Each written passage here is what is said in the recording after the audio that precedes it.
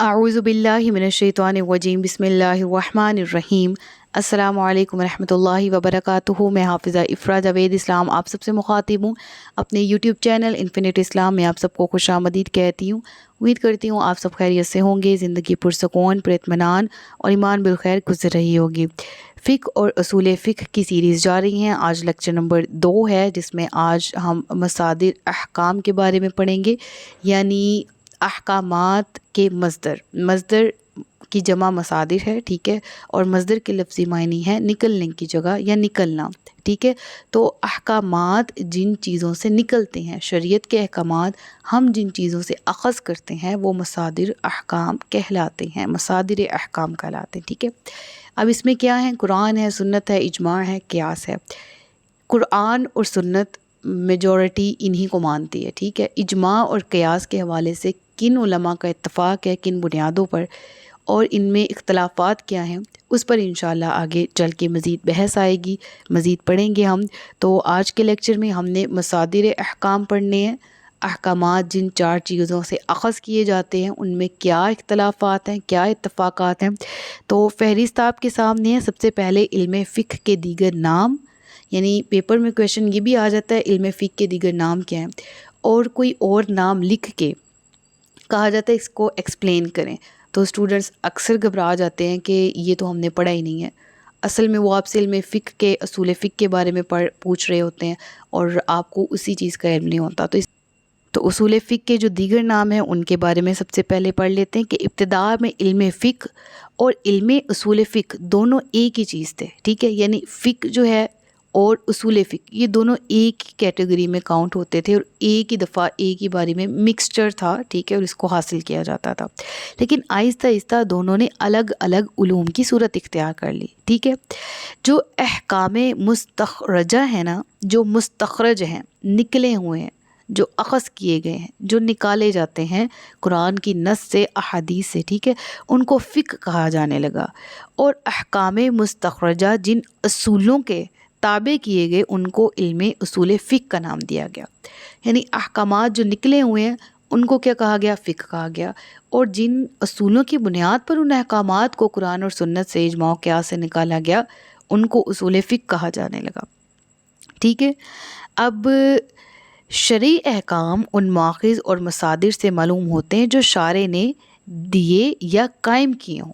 शारे से मुराद क्या है, जिसने मतलब वो इंट्रोड्यूस करवाए हों, जिसने बयान किए हों, ठीक है।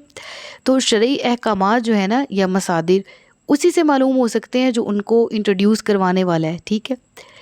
जिन्हें उसूल अहकाम, माख़िज़ तशरीउल अहकाम, मसादिरुल अहकाम और अदिल्लतुल अहकाम भी कहा जाता है, ठीक है।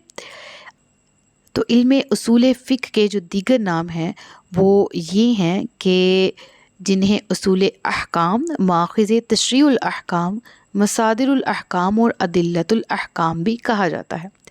ये सब एक ही नाम की मुख्तलिफ़ सूरतें हैं और इन तमाम का मतलब एक ही है, ठीक है। अगर अदिल्ला का मतलब निकालें तो इसका मतलब है दलील से बात करना, ठीक है। मसादिरुल अहकाम का निकालें तो अहकाम जिससे मुस्तखरज होते हैं, जिससे निकले होते हैं, ठीक है।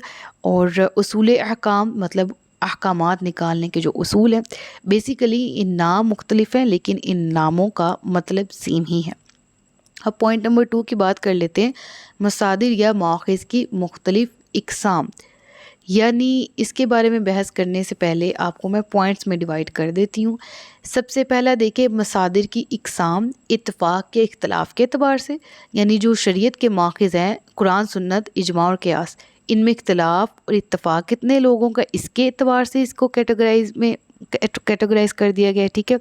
और दूसरा क्या है कि अक़ल और राय के इस्तेमाल की तरफ रुजू करने के एतबार से, यानी ऐसे कौन से अमूर हैं जिसमें हमें जब शरई हुक्म नज़र नहीं आता तो हम अपनी अक़ल का या राय का इस्तेमाल कर सकते हैं, और वो किन असूलों की बुनियाद पर राय दे सकते हैं या राय किसी की ले सकते हैं, किसी फ़क़ीह की, ठीक है। शुरू करते हैं जी इत्तफ़ाक़ और इख्तलाफ के एतबार से। तो कुछ लोग ऐसे हैं जो कुरान और सुन्नत को ही मानते हैं, ठीक है। यानी जो कुरान और जो सुन्नत ان کو شریعت کے مصدر مانتے ہیں کہ شریعت جو ہے وہ انہی دونوں پر کھڑی ہے، شریعت کی امارت، اور ہم نے اگر شریعت سیکھنی ہے تو ان دونوں سے ہم سیکھ سکتے ہیں، ٹھیک ہے۔ اب جو پوائنٹ نمبر 2 ہے اجماع اور قیاس، اس میں جمہور ائمہ متفق ہیں، ٹھیک ہے، یعنی دوسری قسم کے جو ماخذ ہیں، یعنی ماخذ مصادر شریعت، اس میں اجماع و قیاس بھی آ جاتے ہیں۔ اس میں مختلف جمہور ائمہ متفق ہیں کہ شریعت کو سمجھنے کے لیے ان کا سہارا لینا بھی لازم و ملزم ہے۔ اور تیسری قسم جو ہے وہ ان لوگوں کی ہے جو اجماع اور قیاس سے اختلاف رکھتے ہیں۔ اب دیکھیں 3 طرح کے گروپس ہیں، ٹھیک ہے۔ گروپ 1 قرآن اور سنت کو مانتا ہے، گروپ 2 اجماع اور قیاس کو بھی مانتا ہے قرآن سنت کے ساتھ ساتھ، اور گروپ 3 جو ہے وہ اجماع اور قیاس سے ذرا اختلاف رکھتا ہے، وہ کہتا ہے کہ قرآن اور سنت ہی اصل جو ہیں وہ مصادر شریعت ہیں، ٹھیک۔ آگے چلنے سے پہلے اگر ہم اسی کو ڈیٹیل میں پڑھ لیں کہ نقلی کس کو کہتے ہیں اور عقلی کس کو کہتے ہیں، تو نقل سے مراد کیا ہے؟ ٹو کاپی، ٹھیک ہے، کسی بھی چیز کو کاپی کرنا، اس کی نقل کرنا کہلاتا ہے، ٹھیک ہے۔ تو اگر کوئی مسئلہ ایسا جو قرآن کریم میں صریح طور پر نہیں ہے، واضح طور پر نہیں، یعنی مسئلے کا حل تو قرآن میں ہے، پورے کا پورا دین بھی قرآن میں ہے، لیکن واضح الفاظ میں ہمیں بعض اوقات کچھ احکامات کا سلوشن نہیں نظر آ رہا ہوتا، ٹھیک ہے، جن الفاظ میں ہم ڈھونڈنے کی کوشش کر رہے ہوتے ہیں ان الفاظ میں سمجھ نہیں آ رہا ہوتا ہمیں کہ ہم کیا کریں، تو ہم کیا کریں گے کہ وہ حکم جو قرآن میں نازل ہو چکا ہے اس کی نقل کریں گے، یعنی اگر ہمارا مسئلہ اس سے ملتا جلتا ہے یا سم ہاؤ تھوڑا سا اس کے جیسا ہے تو ہم قرآن کی اس آیت سے استخراج کر کے مسئلہ اخذ کر کے دوسرے پہ اپلائی کر دیں گے، ٹھیک ہے۔ اور عقلی جو ہے نا وہ عقل سے ہی نکلا ہے، یعنی اب یہاں پر انسان کو جو عقل سلیم عطا کی گئی ہے، ایسا مسئلہ جس پہ انسان ہر طرف سے پھنس گیا ہے کہ اب اس کا سلوشن کیا ہے، ہمیں قرآن یا حدیث سے واضح طور پر، میں بار بار یہ کہہ رہی ہوں واضح طور پر کچھ ملتا نہیں، میں یہ نہیں کہتی کہ کچھ ہے ہی نہیں، قرآن میں نہیں ہے یا حدیث میں نہیں ہے، ہوتا ہے، لیکن بعض اوقات زمانے اور دور کے لحاظ سے، اسی لیے تو جو دین اسلام ہے نا یہ کمپلیٹ کوڈ آف لائف ہے، اور اسی لیے یہ اب تک پرانا نہیں ہوا، کیونکہ اس میں اجتہاد کی صورت باقی ہے، کیونکہ اس میں عقل سلیم کو اختیار دیا گیا ہے کہ وہ کسی نئے مسئلے کو دیکھ کر قرآن یا حدیث سے استنباط کر سکے، ٹھیک ہے نا۔ تو عقل کو کس طرح سے یوز کرنا ہے اس میں، وہ بھی قرآن حدیث اور شریعت کے تابع رہتے ہوئے، ٹھیک ہے، اپنی ذاتی رائے نہیں دینی۔ اور یہاں پر وہ آ جاتا ہے نا ایک مسئلہ کہ جس میں علماء کا، جس میں فقہا کا اتفاق ہو، وہ مسئلے کو امت پر اپلائی کر دیا جاتا ہے کہ اس مسئلے کا حل یہ ہے اور اس پہ تمام فقہا کا جو اتفاق ہے تو اس کے مطابق آپ یہ کام کر سکتے ہیں یا یہ کام نہیں کر سکتے، ٹھیک ہے نا۔ تو اسی وجہ سے دین اسلام میں تجدید ہو رہی ہے دن بدن، ٹھیک ہے، اور یہ دین پرانا نہیں ہو رہا، اور یہ دین سے کوئی اکتا نہیں رہا، سیٹ آف رولز وہی ہیں، اپلائی کرنے کی ٹرمز وقت کے ساتھ ساتھ جس طرح سے تبدیل ہو رہی ہیں اور قرآن اور سنت کو پڑھتے ہوئے دیکھتے ہوئے تبدیل ہو رہی ہیں، اسی کا نام اجماع اور قیاس ہے، ٹھیک ہے۔ اسی کو ہم ڈیٹیل میں پڑھیں گے۔ اب میں کیوں کہہ رہی ہوں بار بار ڈیٹیل میں پڑھیں گے، کیونکہ یہ ایک ایک ٹرم ایسی ہے جس پہ بہت بحث ہو سکتی ہے اور انشاءاللہ ہم نے کرنی ہے، یعنی نیکسٹ لیکچر سے ہم قرآن کریم اور اس میں موجود تمام علم فقہ جو ہے اور اس کے جو رولز ہیں اس کے بارے میں انشاءاللہ پڑھنے کی کوشش کریں گے۔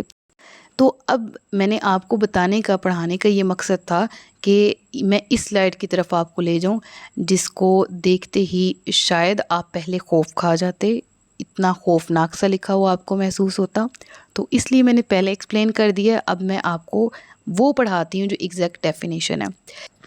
نقل اور رائے کی طرف رجوع کرنے کے اعتبار سے ماخذ کو نقلی اور عقلی 2 اقسام میں تقسیم کیا گیا ہے، ٹھیک ہے، یعنی کتاب اور سنت، یہ 2، ٹھیک ہے۔ اس کے ساتھ ساتھ اجماع اور مذہب صحابہ اور شرائع قبل اسلام کو بھی شامل کیا جا سکتا ہے۔ اب یہ جو ہے نا کتاب اور سنت، ان پر تو جیسے کہ ہم نے بحث کر لی کہ کوئی بھی اختلاف نہیں ہے، یہ رہی بات اجماع کی اور شرائع قبل اسلام کی اور مذاہب صحابہ کی، یہ بیان ان کے نزدیک ہے جو ان ماخذ کو لکھتے بھی ہیں اور مانتے بھی ہیں۔ کیا، کون سا بیان؟ یعنی کہ ان سے بھی استدلال، استخراج کیا جا سکتا ہے، بیان صحابہ سے، مذہب صحابہ سے، صحابی کیا کرتے تھے، ٹھیک ہے، اور اس کے ساتھ ساتھ ہمیں اجماع کی صورت میں کیا کیا کچھ ملتا ہے سیکھنے کو وغیرہ وغیرہ، ٹھیک ہے۔ تو اس کے علاوہ ماخذ کی ایسی قسم کو نقلی اس لیے کہا جاتا ہے کہ اس میں شارع کی طرف سے جو امور منقول ہیں صرف انہی کی پیروی کی جاتی ہے، اور اس میں کسی کی رائے اور فکر و نظر کا اعتبار نہیں کیا جاتا۔ جبکہ ساتھ ساتھ اب رہے عقلی ماخذ، تو یہ دو ماخذ ہیں جن کا مرجع یعنی جن کا لوٹنا عقل اور فکر اور رائے ہے۔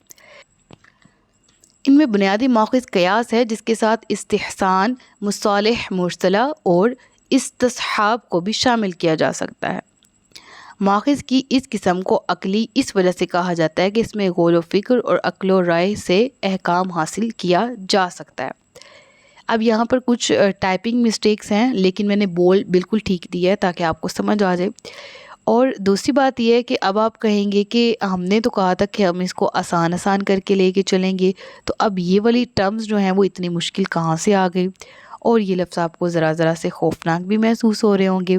تو ان کی فی الحال جو مزید ایکسپلینیشن ہے اس کی ضرورت تو قریب قریب کہیں نہیں ہے، ٹھیک ہے۔ یعنی ہمارے اس کورس میں اس کی ضرورت تو نہیں پڑے گی، لیکن میں نے ان کے لفظی معنی اور فقہی اعتبار سے جو معنی ہے نا وہ آج کے لیکچر میں ایڈ کر دیے ہیں احتیاطاً، تاکہ آپ کا کنسیپٹ ہو تھوڑا بہت۔ یعنی استحسان قیاس کی جگہ کوئی ایسی بات اختیار کرنا جو انسانوں کے لیے زیادہ نفع بخش ہو، یعنی استحسان گویا وہ دلیل شرعی ہے جسے خاص خاص حالات میں قیاس پر ترجیح دی جاتی ہے۔ اس کے ساتھ ساتھ مصالح مرسلہ۔ اب یہاں بات کر لیتے ہیں مصلحت کی۔ مصلحت کی 3 ٹائپس ہیں۔ کیا مصلحت کیا ہوتی ہے وہ آپ کو سمجھ آ جائے گی۔ جن کے اعتبار کی شریعت نے شہادت دی ہے، ایسے امور کہ جن پر اعتبار کیا جا سکتا ہے، شریعت میں عام طور پر شہادت مل جاتی ہے، اور کچھ وہ جن کے غیر معتبر ہونے میں کسی کو اختلاف نہیں ہے، ٹھیک ہے۔ یعنی یہ غیر معتبر کوئی کہہ ہی نہیں سکتا ان امور کو، اور کیوں نہیں کہہ سکتا؟ کیونکہ اختلاف نہیں ہے، اور اختلاف کیوں نہیں ہے؟ کیونکہ ہمیں ان امور کے خلاف کوئی شرعی دلیل نہیں ملتی۔ اور تیسرے وہ ہیں کہ شریعت نے نہ ان کے اعتبار کی شہادت دی اور نہ عدم اعتبار کی، ٹھیک ہے۔ عام طور پر انہی کو مصالح مرسلہ کہا جاتا ہے۔ اس کے ساتھ ساتھ استصحاب کی بات کی جائے تو دلیل کے نہ ہونے کی وجہ سے کسی حکم کے نفی یا جو بات دلیل سے ثابت ہو اس کے باقی رہنے پر استدلال کرنا۔ اس کو عام الفاظ میں سمجھانے کی کوشش کرتی ہوں، جو کہ میں نے ڈکشنری سے بھی تلاش کیے تھے، کہ استصحاب کے معنی ہے 2 مختلف اشیاء یا امور میں مطابقت تلاش کرنا، مثل تلاش کرنا، مثل قرار دینا، ٹھیک ہے، باہم ملانا۔ اب فقہ اعتبار سے جس مسئلے کے متعلق کوئی حکم صریح نہ ہو، واضح نہ ہو، اس پر ویسے ہی کسی دوسرے مسئلے کی روح سے جس کے متعلق حکم صحیح موجود ہو، صریح حکم موجود ہو، حکم لگانا، فتویٰ دینا، یہ حکم لگانا یا فتویٰ دینا استصحاب کہلاتا ہے۔ یعنی اب واپس آ جاتے ہیں اسی سلائیڈ پہ، تو اب دیکھیے گا کہ عقلی ماخذ جو ہے نا اس میں یہ تینوں ٹرمز بھی شامل کی جا سکتی ہیں، اور ان تینوں ٹرمز کا آپس میں ریلیشن یہ ہے کہ وہ امور جو کہ واضح طور پر قرآن و حدیث میں نہیں ہے، ان کو ان کے اشاروں کو گیٹ کرنا، حاصل کرنا اور ان سے مسئلہ اخذ کرنا بھی عقلی جو دلیل ہے، جو کون سی صورت ابھی ہم نے پڑھی تھی، عقل اور رائے کے استعمال کی طرف رجوع کرنے کے اعتبار سے۔ تو ان کے الگ الگ ڈیفینیشنز بھی پڑھ لیں، اور ان کی ڈیفینیشنز کے اندر آنے والے مشکل الفاظ کے معنی بھی پڑھ لیے۔ بس یہ لیکچر جو ہمارا سلیبس ہے اس کے اعتبار سے بہت زیادہ امپورٹنٹ نہیں ہے، لیکن جو باتیں اس میں کہی گئی ہیں وہ زیادہ امپورٹنٹ ہیں، اور ان باتوں کو سمجھے بغیر ہم مزید آگے آرام سے نہیں چل سکتے تھے، اس لیے ان کو یہاں پر ایکسپلین کر دیا گیا۔ انشاءاللہ نیکسٹ لیکچر میں شریعت کا پہلا ماخذ یعنی قرآن کریم کے بارے میں بات کریں گے۔ اپنا بہت سا خیال رکھیے گا۔ اللہ حافظ۔